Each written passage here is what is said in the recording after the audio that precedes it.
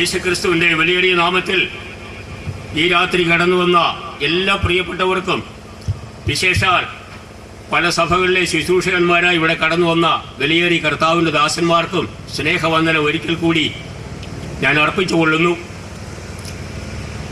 ഈ യോഗം ക്രമീകരിച്ചത് ഒരു സഭയല്ല, ഒരു സംഘടനയല്ല. ഇവിടെ നിൽക്കുന്ന ഈ യോഗത്തെ ക്രമീകരിച്ച രണ്ട് സഹോദരന്മാർ, ഒന്ന് കോട്ടയത്തെ അസംബ്ലി ഓഫ് ഗോഡിൻ്റെ മെമ്പറായ ബ്രദർ ബാബുക്കുട്ടിയും, അടുത്തത് ഇവിടെയുള്ളതായി ഇന്ത്യ പെന്തക്കോസ്തിൻ്റെ ഒരു മെമ്പറായ ബ്രദർ അഭിലാഷുമാണ്. ആ സഹോദരങ്ങൾ ഇവിടെ ഉണ്ട്.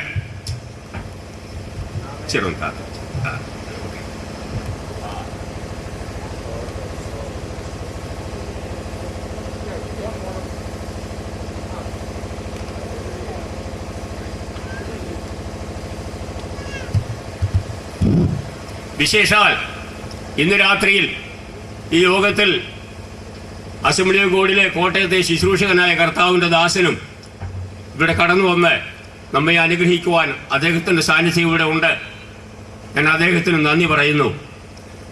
ഞാനിവിടെ വന്നപ്പോൾ കുറേ വർഷങ്ങൾക്ക് മുൻപ് ഞാൻ യുവാവായിരിക്കുമ്പോൾ ഈ സ്ഥലത്ത് വന്ന് പ്രസംഗിച്ച് അന്ന് പ്രസംഗം കേട്ട് അനുഗ്രഹിക്കപ്പെട്ട ഒരു കൂട്ടു സഹോദരനാണ് ഈ പുറകിലിരിക്കുന്നത്. ഈ ദേശവാസിയാണ്.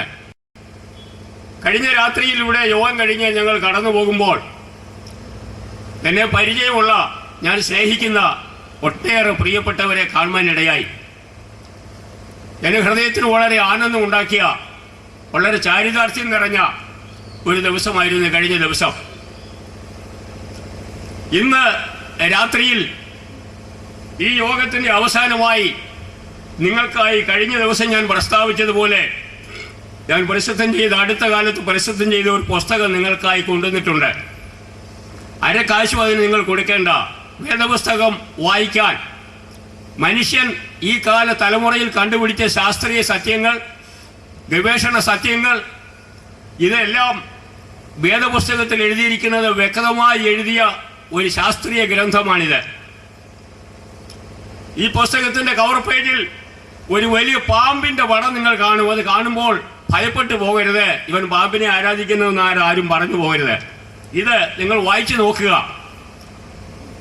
2000 ആണ്ടിൽ അമേരിക്കയിലെ ഡാളസ് നഗരത്തിലെ സുപ്രസിദ്ധ ന്യൂസ് പേപ്പറായ ഡാളസ് മോർണിംഗ് ന്യൂസിൻ്റെ ശാസ്ത്രീയ പങ്ക്തിയിൽ പ്രസിദ്ധം ചെയ്ത ഒരു പടമാണിത്. അതുപോലെ ഞാൻ പകർത്തിയിട്ടുണ്ട്. 9.5 കോടി വർഷം പഴക്കമുള്ള, വർഷം മുൻപ് സമുദ്രത്തിൽ ജീവിച്ചിരുന്ന ഒരു മഹാസർപ്പത്തിന്റെ അസ്ഥികൂടം ഇസ്രായേലി ശാസ്ത്രജ്ഞന്മാർ കണ്ടെടുത്തത്, റീക്രിയേറ്റ് ചെയ്ത പടമാണിത്. ഇതിന് 2 കാലുള്ള ഒരു പാമ്പാണ്. ഞാൻ വിശ്വസിക്കുന്നു ഉൽപ്പത്തി പുസ്തകത്തിൽ ഹവ്വായെ ചതിക്കുവാൻ കടന്നു വന്ന് പാമ്പിന്റെ വർഗമാണിതെന്ന് വിശ്വസിക്കുന്നു. കാരണം ഹവ്വ പാപം ചെയ്തതിന് ശേഷം, ദൈവത്തിന്റെ ശാപം കിട്ടിയ ശേഷമാണ് പാമ്പ് ഉദരം കൊണ്ട് ഗമിക്കുവാൻ തുടങ്ങിയത്. അമേരിക്കയിലെ ശാസ്ത്രകാരന്മാർ അവകാശപ്പെടുന്നത് ബൈബിളിലെ ലെവിയാഥാൻ എന്ന് പറയുന്ന പാമ്പാണെന്നാണ്. ഞാൻ അതിനോട് യോജിക്കുന്നില്ല. ഇപ്രകാരം പുരാതന ലോകത്തിൽ നാം ഇന്ന് വിശ്വസിക്കുന്നതായ ഭൂമിയുടെ ആയുസ് 6000 വർഷമെന്ന് ബൈബിൾ വ്യക്തമായി സാക്ഷിക്കുമ്പോൾ, ശാസ്ത്രകാരന്മാർ ഇന്നത്തെ ഭൂതലത്തിന് 500 കോടി വർഷമെങ്കിലും പഴക്കമുണ്ടെന്ന് തെളിവുകൾ നിരത്തി അവകാശപ്പെടുന്നു. അപ്പോൾ ശാസ്ത്രമാണോ ശരി, അതോ ബൈബിളാണോ ശരി എന്നുള്ള തർക്കം നിലനിൽക്കുന്നു. ഇമാതിരിയുള്ള ഒട്ടേറെ തർക്ക വിഷയങ്ങൾക്ക് സ്പഷ്ടമായ മറുപടി ബൈബിളിന്റെ അടിസ്ഥാനത്തിൽ എഴുതിയിരിക്കുന്ന ഒരു ഗ്രന്ഥമാണിത്. ഇതിന്റെ ഒരു ചാപ്റ്ററിൽ പുരാതന ലോകത്തിന്റെ നാശങ്ങൾ എന്ന് പറയുന്ന ചാപ്റ്റർ നിങ്ങൾ വായിച്ചു നോക്കണം. പ്രവാചക സൂക്തങ്ങളിലൂടെ ഈ ഭൂമിക്ക് കോടാനുകോടി വർഷം മുൻപ് ദൈവം സൃഷ്ടിച്ചതായ ഈ ഭൂമിയെ 3 തവണ യഹോവയായ ദൈവം ഭൂതലത്തിന്റെ ശാപം ഹേതുവാൽ നശിപ്പിച്ചു വന്നു. ഇന്ന് നാം അധിവസിക്കുന്ന ഭൂമി ദൈവം റീക്രിയേറ്റ് ചെയ്ത 4ാമത്തെ ഭൂമിയാണെന്നുള്ളതിനും ബൈബിളിന്റെ അടിസ്ഥാനത്തിൽ ഈ പുസ്തകത്തിൽ സമർത്ഥിച്ചിട്ടുണ്ട്. നിങ്ങൾ വേദപുസ്തകം വായിക്കുവാൻ ആഗ്രഹിക്കുന്നവർ ഈ യോഗം കഴിഞ്ഞിട്ട് ഇതിൽ ഓരോ പ്രതി വാങ്ങിക്കൊണ്ട് പോകണം. ഇത് ഉമിക്കരി പൊതിയാനും മറ്റു കാര്യങ്ങൾക്ക് ഉപയോഗിക്കരുത്. പണം മുടക്കി പ്രസിദ്ധീകരിച്ചതാണ്. ഞാൻ സുവിശേഷം പ്രസംഗിക്കുന്നതും പുസ്തകം എഴുതുന്നതും കാശ് വാങ്ങിക്കാനല്ല. ഒരു സ്നേഹിതൻ ചോദിച്ചു, ഇതാരാണ് പ്രകാശനം ചെയ്തത്? എടാ, സ്വർഗത്തിലെ പരിശുദ്ധാത്മാവാണ് ഇത് പ്രകാശനം ചെയ്തത്.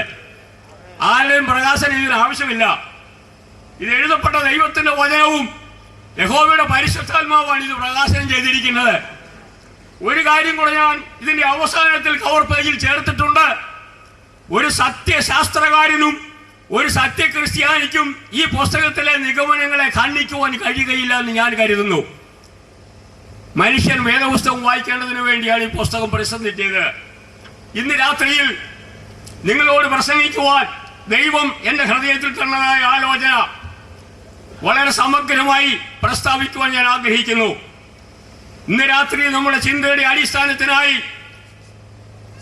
യോബിന്റെ പുസ്തകം 42-ാം അധ്യായം അതിന്റെ 5ഉം 6ഉം വാക്യങ്ങൾ ആർക്കെങ്കിലും ദയവായി വായിക്കാം. യോബിന്റെ പുസ്തകം 42-ാം അധ്യായത്തിന്റെ 5ഉം 6ഉം വാക്യങ്ങൾ.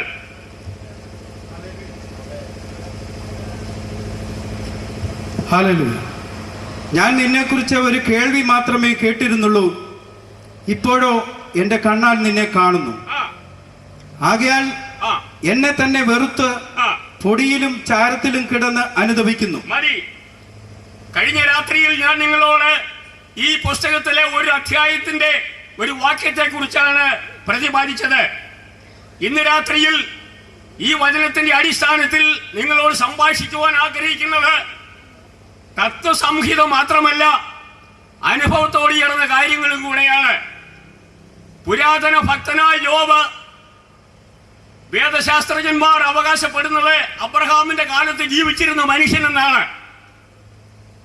അദ്ദേഹം തന്റെ ജീവിതത്തിന്റെ ഒരു വഴിത്തിരിവിലേക്ക് കടന്നു പോകുന്നതായ രംഗമാണ് നാം ഈ അധ്യായത്തിൽ കൂടെ വായിക്കുന്നത്. ആടുമാടുകളോടും പുത്രസമ്പത്തോടും സകല ആഡംബരങ്ങളോടും കൂടെ ജീവിതത്തിന്റെ എല്ലാ സുഖങ്ങളുമായി പരിവാരങ്ങളോടും കൂടെ ഉലകത്തിൽ ജീവിച്ച് ദൈവഭക്തനായി ജീവിച്ച് യഹോവയാൽ സാക്ഷ്യം പ്രാപിച്ച ഒരു വിശുദ്ധനായിരുന്നു യോബ്. യഹോവ തന്നെ പറയുന്നു, യോബിനെ പോലെ ദോഷം വിട്ടകലുന്നവനായ ഒരു മനുഷ്യനെ ഞാൻ കണ്ടിട്ടില്ല എന്ന്. യഹോവയാൽ സാക്ഷ്യം പ്രാപിച്ച യോബ് മനുഷ്യവർഗത്തിന്റെ മുൻപിൽ ഒരിക്കൽ പോലും ഒരു കാരണവശാലും ദൈവത്തെ തള്ളി പറയാത്തവനായ ഒരു മനുഷ്യൻ തന്റെ ജീവിതത്തെ പ്രതികൂലങ്ങളാൽ, ദുഃഖങ്ങളാൽ, കണ്ണുനീരിനാൽ, വേദനയാൽ തകിടം മറിക്കുവാൻ യഹോവ സാത്താനെ അനുവദിച്ചു. ഈ ഭാഗം നാം വായിക്കുന്നത് ഒട്ടേറെ ചരിത്ര സത്യങ്ങൾക്ക് ശേഷമായി തന്റെ ജീവിതത്തിന്റെ അവസാന ഘട്ടത്തിലേക്ക് നീങ്ങുകയാണ്. തന്റെ വസ്തുക്കളെല്ലാം നഷ്ടപ്പെട്ടു പോയി, തന്റെ പരിവാരങ്ങളെല്ലാം നഷ്ടപ്പെട്ടു പോയി, തന്റെ ജീവിതത്തിന്റെ എല്ലാ പ്രബോധങ്ങളും അസ്തമിച്ചു പോയി. ജീവിതം തന്നെ അന്ധകാരത്തിലേക്ക് വഴിമാറുകയായിരുന്നു.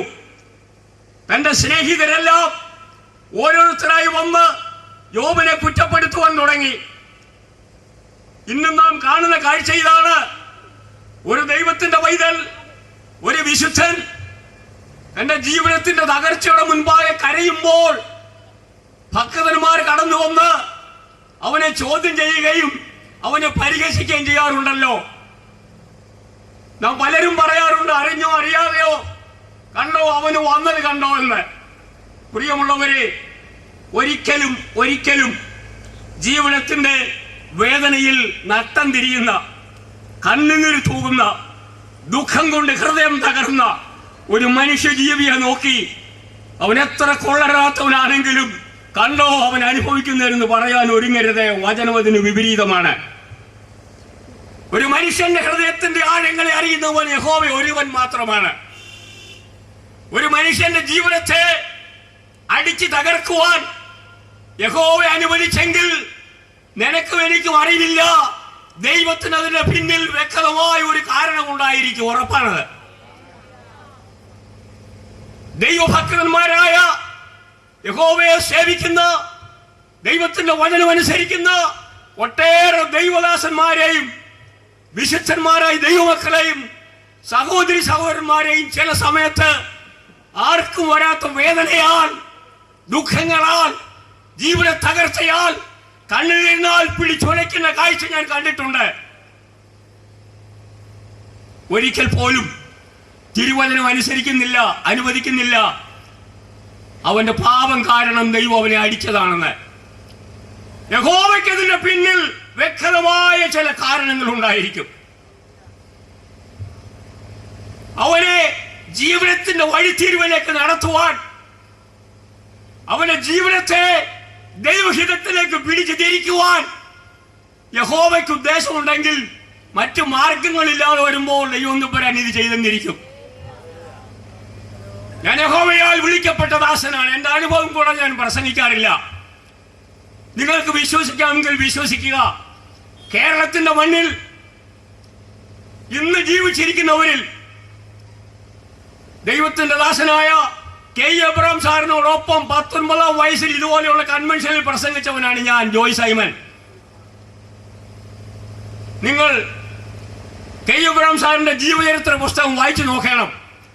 അതിന്റെ 80-ാം പേജിൽ എന്റെ പിതാവായ പുന്തല ശീമോച്ചൻ എന്ന അദ്ദേഹത്തിന്റെ ഉറ്റ സ്നേഹിതനെയും തന്റെ ഇളയ മകനായ എന്നെയും കുറിച്ച് അദ്ദേഹം ഒരു പേജ് എഴുതിയിട്ടുണ്ട്. നിങ്ങൾ വായിച്ചു നോക്കണം. കേരളത്തിലുടനീളം ഭാരതത്തിന്റെ എല്ലാ കോണികളിലും അനേക വർഷങ്ങൾ ആയിരങ്ങളോടും പതിനായിരങ്ങളോടും ചങ്കൂറ്റത്തോട് സുവിശേഷം പ്രസംഗിച്ചവനാണ് ഞാൻ. പക്ഷേ അമേരിക്കൻ ഐക്യനാടുകളിലെ 35 വർഷത്തെ ജീവിതം എന്റെ ജീവിതത്തിന്റെ ശാപഗ്രസ്തമായ ദിവസങ്ങളായിരുന്നു. ഒരു വലിയ ബിസിനസ്സിലേക്ക് കടക്കുവാൻ കരാർ ഒപ്പിടാൻ ദിവസങ്ങൾ ശേഷിച്ചിരിക്കുമ്പോൾ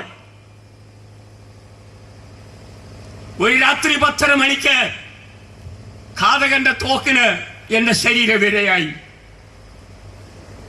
വിശദീകരിക്കുവാൻ ഞാൻ ആഗ്രഹിക്കുന്നില്ല. എന്റെ ശിരസിന് വെച്ച വെടി എന്റെ ഇടതുകാലിന്റെ മുട്ടിന് താഴെ പതിച്ചു. എന്റെ കാല് 2 കഷണങ്ങളായി മാറ്റപ്പെട്ടു പോയി. 1.5 ഇഞ്ച് വ്യാസത്തിൽ മുട്ടിന് താഴെയുള്ള അസ്ഥികൾ ദ്രവിച്ച് തകർത്തുകൊണ്ട് വെടിയുള്ള വെളിയിൽ പോയി. ക്ഷണത്തിൽ രക്തത്തിൽ കുളിച്ച് അവശനായി ഞാൻ തറയിൽ നിലം വധിച്ചു.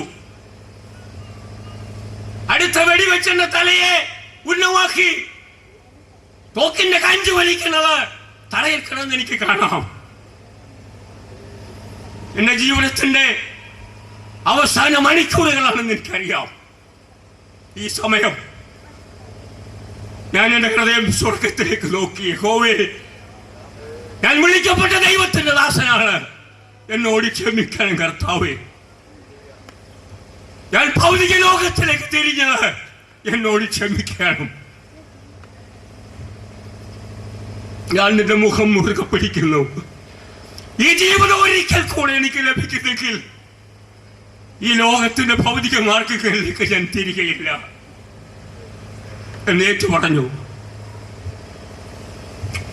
ഏതാനും നിമിഷങ്ങൾക്കുള്ളിൽ അടുത്ത വെടി എന്ന തലയ്ക്ക് വയ്ക്കുന്നതിന് മുൻപ് റോഡിന്റെ ഇരുപാർശ്വങ്ങളിൽ നിന്നും വായു വേഗത്തിൽ പാഞ്ഞു വന്നതായ 2 കാറിന്റെ ഹെഡ്ലൈറ്റ് കണ്ട് ഘാതകൻ അവന്റെ കാറിൽ കയറി അടുത്ത വെടി വയ്ക്കാതെ സ്ഥലം വിട്ടു. 30 സെക്കൻഡ്സിന്റെ ദൈർഘ്യത്തിൽ സ്വർഗത്തിലെ ദൈവം തന്റെ അത്ഭുതകരമായ കരത്തിന്റെ പരിശീലനത്താൽ എന്റെ ജീവനെ മടക്കി തന്നു. ആ കിടപ്പിൽ കിടന്നിങ്ങനെ ഞാൻ പ്രാർത്ഥിച്ചു, കർത്താവേ, എന്റെ കാലിൽ നടക്കുവാൻ ശക്തി തന്നില്ലെങ്കിൽ ഈ ഭൂമിയിൽ നിന്ന് എന്റെ ജീവനെ നീ എടുക്കണം. നീ തരുന്നെങ്കിൽ 1000 മണിക്കൂറുകൾ നശിച്ചു പോകുന്ന ജീവിതങ്ങൾക്കായി മുട്ടുമടക്കി കരയുവാൻ ഞാനിതാ എന്റെ ജീവിതത്തെ എറിഞ്ഞു തരുന്നു.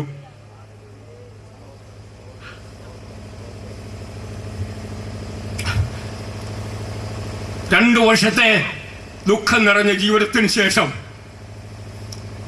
എന്റെ കാലിന്റെ അസ്ഥികൾ കിളിച്ചു വരുന്നതായി എക്സ്റേയിൽ കാണുവാനിടയായി.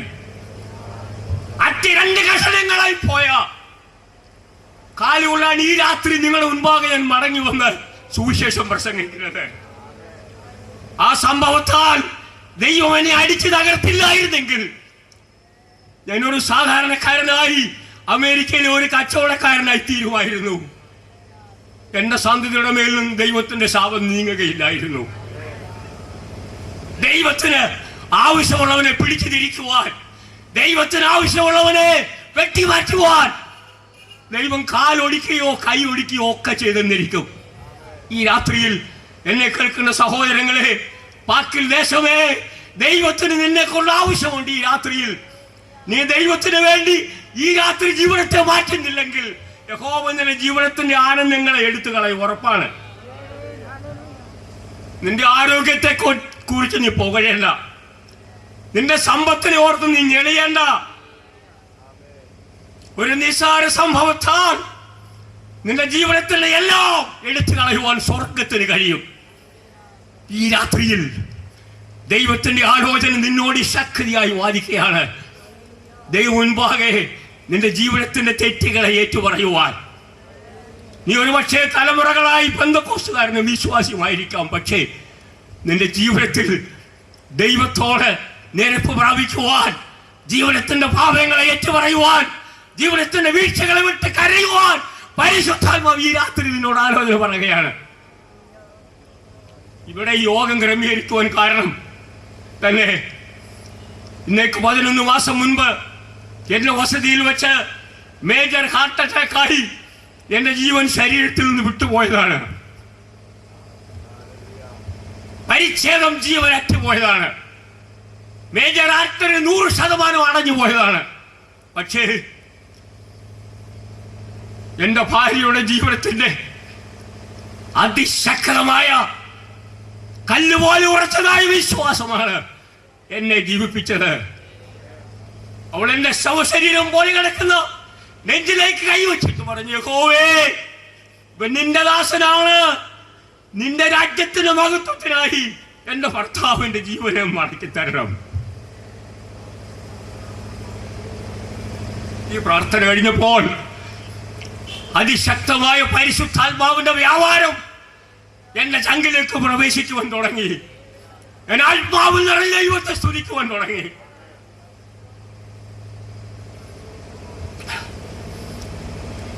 എറണാകുളത്തെ ഏറ്റവും പ്രസിദ്ധനായ കാർഡിയോളജിസ്റ്റിന്റെ ഒരു പുസ്തകം ഞാൻ വായിച്ചപ്പോൾ താൻ ഇങ്ങനെ എഴുതിയിട്ടുണ്ട്: ശരീരത്തിൽ നിന്ന് ഹാർട്ട് അറ്റാക്കായി വിട്ടുപോയതായ ജീവനെ 1600 വാട്ടുള്ള ഇലക്ട്രിസിറ്റി ഒരു പ്രത്യേക ഉപകരണങ്ങളിലൂടെ കടത്തി അവന്റെ നെഞ്ചിലേക്ക് കടത്തി വിട്ടാൽ 2-3 മണിക്കൂർ അവനെ ജീവിപ്പിക്കാമെന്ന്. ഇതാണ് എനിക്ക് സംഭവിച്ചത്. അടഞ്ഞുപോയ രക്തധമനി, കട്ട പിടിച്ചു പോയ നെഞ്ചിലെ രക്തം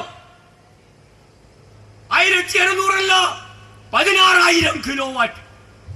അതിൽ കൂടിയ ശക്തിയുള്ള സ്വർഗത്തിലെ പരിശുദ്ധാത്മാവിന്റെ അഗ്നിയുടെ ശക്തി എന്റെ ജീവനിലേക്ക് കടന്നു വന്നു. ഹല്ലേലൂയ.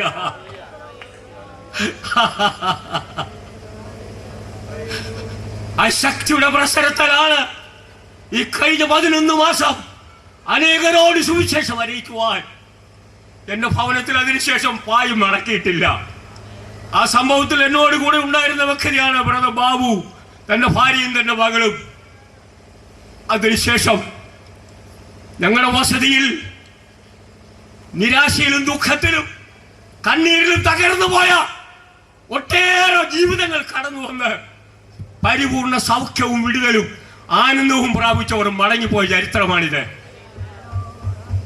ആ സഹോദരങ്ങളുടെ ആഗ്രഹപ്രകാരമാണ് ഈ യോഗ ഇവിടെ ഇന്ന് രാത്രി നടത്തുന്നത്. നിങ്ങൾ ഈ രാത്രിയിൽ നിങ്ങളുടെ ജീവിതത്തെ മൂടുന്ന, നിങ്ങളുടെ ജീവിതത്തെ തകരം മറിച്ച, നിങ്ങളുടെ ജീവിതത്തെ തകർത്ത് കളഞ്ഞതായ പൈശാചിക ബന്ധനം എത്ര ശക്തിയേറിയതാണെങ്കിലും നസ്രായനായ യേശുവിന്റെ അധികാരമുള്ള ശക്തിയാൽ നിങ്ങളെ വിടുവിക്കുവാൻ യേശു ഈ രാത്രി ഇവിടെ കടന്നു വന്നിട്ടുണ്ട്. എനിക്ക് സഭയില്ല, സംഘടനയില്ല. ദൈവത്തെ സ്നേഹിക്കുന്ന എല്ലാ ദൈവമക്കളുടെയും സ്നേഹിതനാണ് ഞാൻ.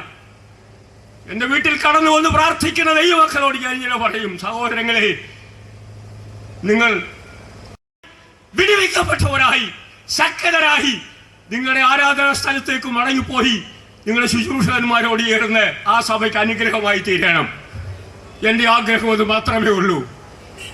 നിങ്ങളുടെ ജീവിതം ദൈവത്തിന് വേണ്ടി സമർപ്പിക്കുകയും ചെയ്യണം. യോബിന്റെ ജീവിതത്തിൽ അവൻ മരണത്തോട് സമീപിക്കുമ്പോൾ അവന്റെ ചാർച്ചക്കാരെല്ലാം അവനെ വിട്ടു. അവസാനമായി അവന്റെ ഭാര്യയും ദൈവത്തെ തള്ളിക്കളഞ്ഞ് ആത്മഹത്യ ചെയ്യുവാൻ അവനെ നിർബന്ധിച്ചു. അവന്റെ ശരീരം പരിക്കറാൽ നിറഞ്ഞ് ഒട്ടുകഷണം കൊണ്ട് അവന്റെ ശരീരത്തെ മാന്തുമ്പോൾ, ശരീരത്തിലെ രക്തവും പട്ടിനാക്കി കുടിക്കുമ്പോൾ, ജീവിതത്തിന്റെ അവസാനമായ നിമിഷത്തിൽ യഹോവയായ ദൈവം ചുഴലിക്കാറ്റിൽ അവനോട് സംഭാഷിക്കുന്ന ഭാഗമാണ് കഴിഞ്ഞ രാത്രി ഞാൻ നിങ്ങളോട് പ്രസംഗിച്ചത്. അതിലെ ഒരു വാക്യമാണ്. അതിന്റെ അവസാനമായി യോബ് പറയുകയാണ്, യഹോവേ, ഞാൻ അറിയില്ലാത്തവരായി പലതും ബോധക്കേടെല്ലാം പറഞ്ഞുപോയി. പണ്ട് ഞാൻ നിന്നെ കുറിച്ചൊരു കേൾവി മാത്രമേ കേട്ടിരുന്നുള്ളൂ. ഇപ്പോഴോ ഞാൻ എൻ്റെ കണ്ണാൽ നിന്നെ കാണുന്നു.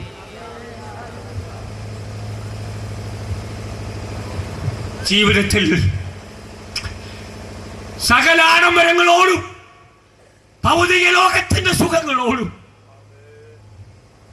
ഭൗതിക ലോകത്തിലെ എല്ലാ ആനന്ദത്തോടും കൂടെ നീ ഒരിക്കലും ദൈവപുത്രനെയും യേശുവിനെയും കാണുവാൻ പോകുന്നില്ല, ഉറപ്പ്. സഹോദര, സഹോദരി, ഇവിടെ ഇരിക്കുന്ന നിങ്ങളെല്ലാം വിശ്വാസികളും ദൈവമക്കളും ഞാൻ വിശ്വസിക്കുന്നു.